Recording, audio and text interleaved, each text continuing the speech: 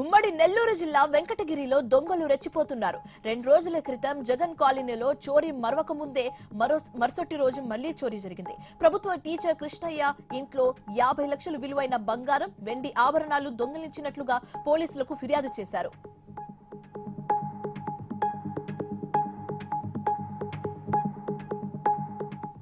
శ్రీ సత్యసాయి జిల్లా పెనుకొండలో మాజీ ప్రధాని అటల్ బిహారీ వాజ్పేయి శత జయంతి ఉత్సవాలు ఘనంగా నిర్వహించారు. బీజేపీ ఎస్సీ సెల్ అధ్యక్షుడు గోపీనాథ్ ఆధ్వర్యంలో కేక్ కట్ చేసి ప్రభుత్వ హాస్పిటల్లో అన్నదానం నిర్వహించారు.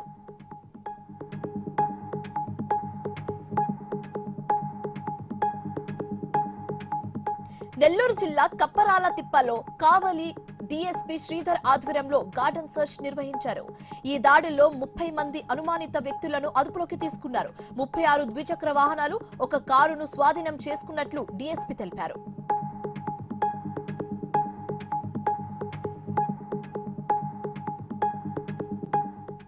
వంగవీటి రంగా 37వ వర్ధంతి సందర్భంగా కృష్ణా జిల్లా పామూరులో ఆయన విగ్రహానికి ఎమ్మెల్యే వర్ల కుమార్ రాజు నివాళులు అర్పించారు.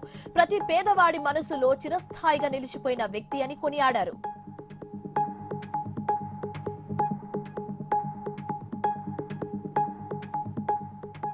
ధనుర్మాసం పురస్కరించుకొని విజయనగరం జిల్లా కొత్తపేట శ్రీమన్నారాయణ రాజగోపాల స్వామి ఆలయంలో ప్రత్యేక పూజలు నిర్వహిస్తున్నారు.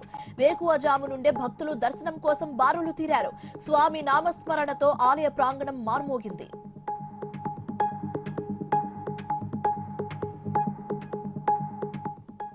సిపిఐ 100 ఏళ్లు పూర్తి చేసుకున్న సందర్భంగా కర్నూలు జిల్లా కోడుమూరులో ఆ పార్టీ కార్యకర్తలు భారీ ర్యాలీ నిర్వహించారు.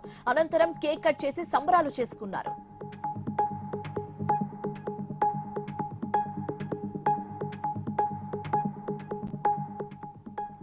రాయలసీమలో పేదరికం, నిరుద్యోగం ఎక్కువగా ఉందని కేంద్ర మాజీ మంత్రి చింతమోహన్ అన్నారు.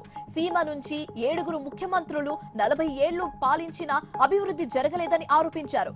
ఈ ప్రాంతం అభివృద్ధికి 10 లక్షల కోట్ల పెట్టుబడులు పెట్టాలని డిమాండ్ చేశారు.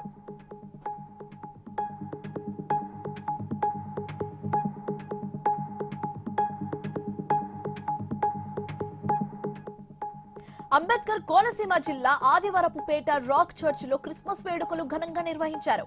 ఈ వేడుకల్లో పాల్గొన్న మంత్రి వాసంశెట్టి సుభాష్ కేక్ కట్ చేసి నిరుపేదలకు దుస్తులు పంపిణీ చేశారు.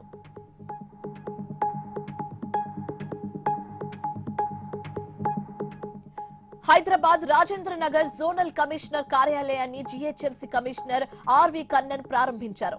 అనంతరం కమిషనర్ సమక్షంలో రాజేంద్ర నగర్ జోనల్ కమిషనర్ గా అనురాగ్ జయంతి బాధ్యతలు స్వీకరించారు.